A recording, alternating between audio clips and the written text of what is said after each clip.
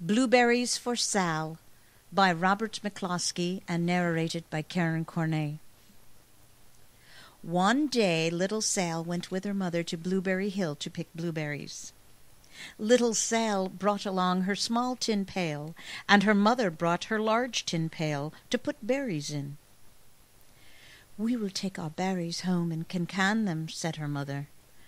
"Then we will have food for the winter." Little Sal picked 3 berries and dropped them in her little tin pail. Kaplink, kaplank, kaplunk. She picked 3 more berries and ate them. Then she picked more berries and dropped 1 in the pail, kaplunk, and the rest she ate. Then little Sal ate all 4 blueberries out of her pail. Her mother walked slowly through the bushes, picking blueberries as she went, and putting them in her pail. Little Sal struggled along behind, picking blueberries and eating every single one. Little Sal hurried ahead and dropped a blueberry in her mother's pail.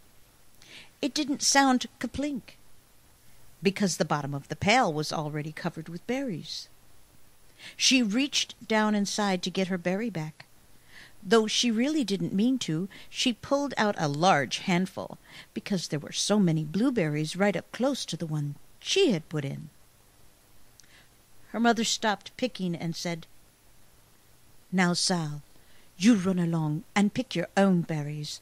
Mother wants to take hers home and can them for next winter."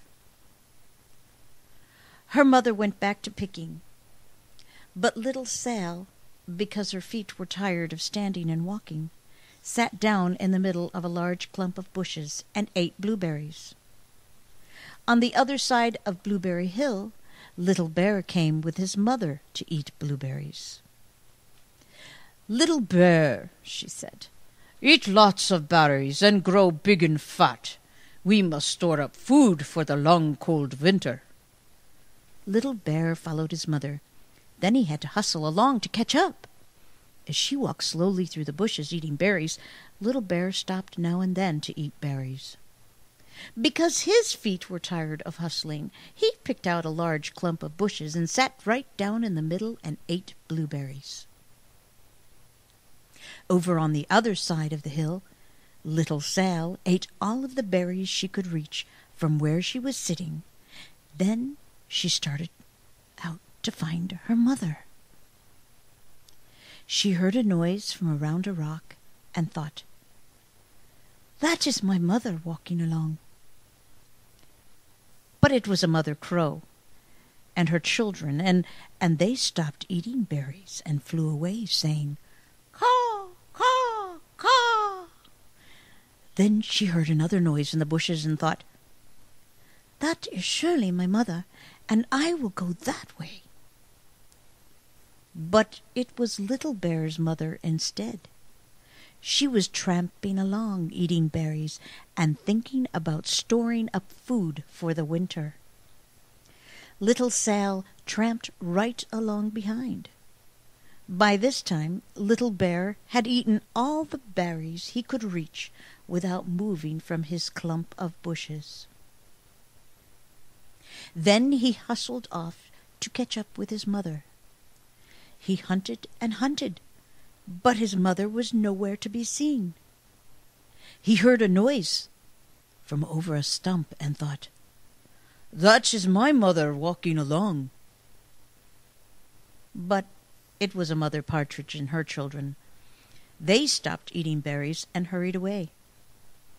Then he heard a noise in the bushes and thought, "That is surely my mother. I will hustle that way."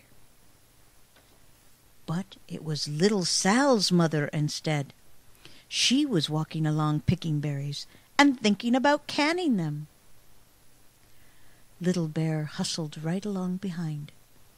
Little Bear and Little Sal's mother and Little Sal and Little Bear's mother were all mixed up with each other among the blueberries on Blueberry Hill. Little Bear's mother heard Sal walking along behind and thought it was Little Bear, and she said, "Little Bear, munch, munch. Eat all you can possibly hold. Swallow now." Little Sal said nothing. She picked 3 berries and dropped them kaplink, kaplink, kaplunk in her small tin pail. Little Bear's mother turned around to see what on earth would make a noise like kaplunk. "Huh?" she cried, choking on a mouthful of berries. "This is not my child. Where is Little Bear?" She took one good look and backed away. She was old enough to be shy of people, even a very small person like Sal. Then she turned around and walked off very fast to hunt for Little Bear. Little Sal's mother heard Little Bear tramping along behind and thought it was Little Sal. She kept right on picking and thinking about canning all those blueberries for next winter. But Little Bear padded up and peeked into her pail. Of course, he only wanted to taste a few of what was inside, but there were so many and they were so close together that he tasted a tremendous mouthful by mistake. "Now, Sal," said Sal's mother without turning round, "you run along and pick your own berries. Mother wants to can these for next winter."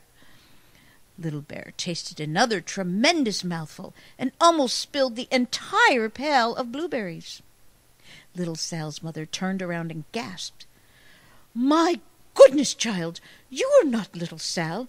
Where, oh, where is my child?"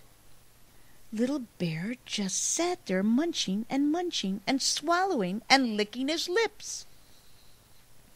Little Sal's mother slowly backed away. She was old enough to be shy of bears, even small bears like Little Bear. Then she turned and walked away quickly to look for Little Sal. She hadn't gone very far before she heard a kaplink, kaplank, kaplunk. She knew just what made that kind of a noise. Little Bear's mother had not hunted very long before she heard a hustling sound that stopped now and then to munch and swallow. She knew just what made that kind of noise. Little Bear and his mother went home down one side of Blueberry Hill, eating blueberries all the way, and full of food stored up for next winter. And Little Sal and her mother went down the other side of Blueberry Hill, picking berries all the way, and drove home with food to can for next winter. A whole pail of blueberries and 3 more besides. The end.